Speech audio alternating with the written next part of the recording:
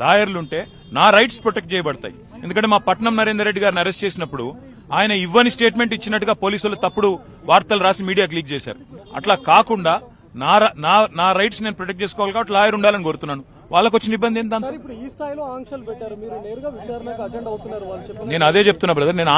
నేను వాళ్ళని అదే అడిగేది అదే. మా నరేందర్ రెడ్డి గారు ఇవ్వని స్టేట్మెంట్ ఇచ్చినట్టుగా తప్పుడు స్టేట్మెంట్లు రికార్డు చేసిందే పోలీసు వాళ్ళు.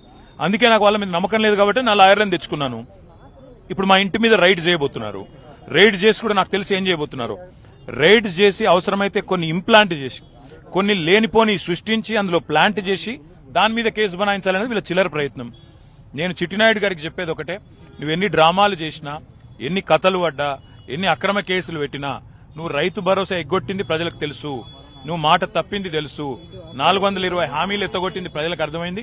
నువ్వెన్ని చేసుకున్నా తప్పకుండా నిన్ను వదిలిపెట్టాం. ప్రజాక్షేత్రంలో తప్పకుండా మా హక్కుల కోసం కొట్లాడతాం. ఇవాళ నేను అడిగేది ఏంటంటే, మొన్న నరేందర్ రెడ్డికి జరిగింది, ఇవాళ నాకు జరగదని గ్యారంటీ ఏంది? నరేందర్ రెడ్డి ఈయని స్టేట్మెంట్ ఇచ్చినట్టు, కన్ఫెషన్ ఇచ్చినట్టు, అనవసరంగా నా పేరు చెప్పినట్టు లేనిపోని పుకార్లు వీళ్ళే సృష్టించిన పోలీసు వాళ్ళు మీడియాకు లీక్లు ఇచ్చాను. ఇలా నాకు కూడా అట్లే చేస్తారనేది నా డౌట్. రెండవది ఇవాళ నేను మళ్ళీ చెప్తున్నా, నేను ఇక్కడ రాగానే నా ఇంటి మీద రైడ్ చేయాలని చెప్పి వాళ్ళు ప్లాన్ చేసుకున్నారు. తప్పకుండా నా ఇంటి మీద రైడ్ చేస్తే కూడా అన్లేమని ఇరికిచ్చి రేవంత్ రెడ్డి గారు ఇచ్చిన 2 చిట్టీలు, అవసరమైతే ఇంకో 2 ఏమైనా సృష్టించి అని ఇరికిచ్చి కావాలని బదనాం చేయాలన్న చిల్లర ప్రయత్నం వాళ్ళు చేస్తున్నారు. నా హక్కుల కోసం తప్పకుండా నేను కొట్లాడతాను. న్యాయవాదుల సమక్షంలో ఎంక్వైరీ చేయాలని కోరుతున్నా. తప్పే ఉంది. ఇంకో 5 నిమిషాలు చూసిన తర్వాత మరి పోలీసులు సహకరించకపోతే నా దారి నేను పోతాను. పోలీసు వాళ్ళు మరి లిఖితపూర్వకంగా ఏం చేయట్లేదు, కానీ వాళ్ళు ఫోన్లు వాళ్ళు ఏదో మాట్లాడుతున్నారు. పైకి రేవంత్ రెడ్డికి మాట్లాడుతున్నారో, మరి ఇంకా డీజీపీకి మాట్లాడుతారో, ఎవరికి మాట్లాడుతారో తెలియదు. వాళ్ళు ఏం చెప్తారో దాన్ని బట్టి నా తదుపరి కార్యాచరణ.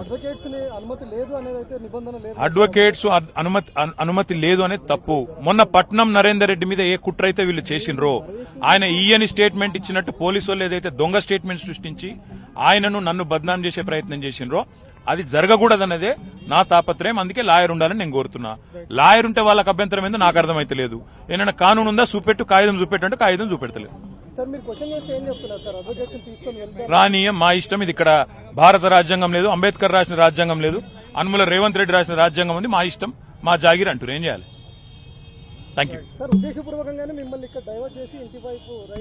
ఇంటి మీద ఇప్పుడు రైడ్కి వెళ్ళడానికి ప్రయత్నం చేస్తున్నారు. వాళ్ళు రైడ్ చేసి కూడా మన ప్లాంట్ చేస్తారనేది నా అనుమానము. తప్పకుండా చట్టపరంగా న్యాయపరంగానే వారిని ఎదుర్కొంటారు. ఆల్రెడీ తీర్పు రిజర్వ్ అయ్యింది. అయినా ఈ డ్రామా చేయాల్సిన అవసరం ఏముందో పోలీసులకి తెలుసు. ఇంటి దగ్గరికి వచ్చి డ్రామా చేసి అక్కడ ప్లాంట్ చేసి రేవంత్ రెడ్డి ఇచ్చిన కొన్ని ఆడ పత్రాలు పెట్టి లేదా ఇంకోటి పెట్టి కేసులు పెట్టి ఇరికేయాలనేది వాళ్ళ తాపత్రయం. అన్నిటినీ కూడా న్యాయపరంగా ఎదుర్కొంటాం. తప్పకుండా yes, they are going in the next 15-20 minutes.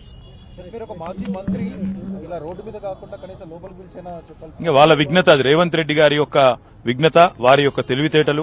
నేను సహకరించడానికి ఇక్కడికి వస్తే నన్ను కనీసం లాయర్ కావాలని నేను కోరేందుకు కారణం ఒకటి. మొన్ననే పట్నం నరేందర్ రెడ్డి విషయంలో వీళ్ళు చేసిన కుట్ర, రేవంత్ రెడ్డి డైరెక్షన్ ప్రకారం పట్నం నరేందర్ రెడ్డి మీద ఇవ్వని స్టేట్మెంట్ ఇచ్చినట్టు అభూత కల్పనలు సృష్టించి, ఊహాజనితమైన వార్తలు సృష్టించి బదనాం చేసే ప్రయత్నం చేసి, ఆయన కన్ఫెషన్ ఇచ్చిండు, కేటీఆర్ ను ఏం చేసిండని లేనిపోని కథ చేసిండ్రు. మళ్ళా మాకట్లా జరగకూడదు అనేది నా తాపత్రయం.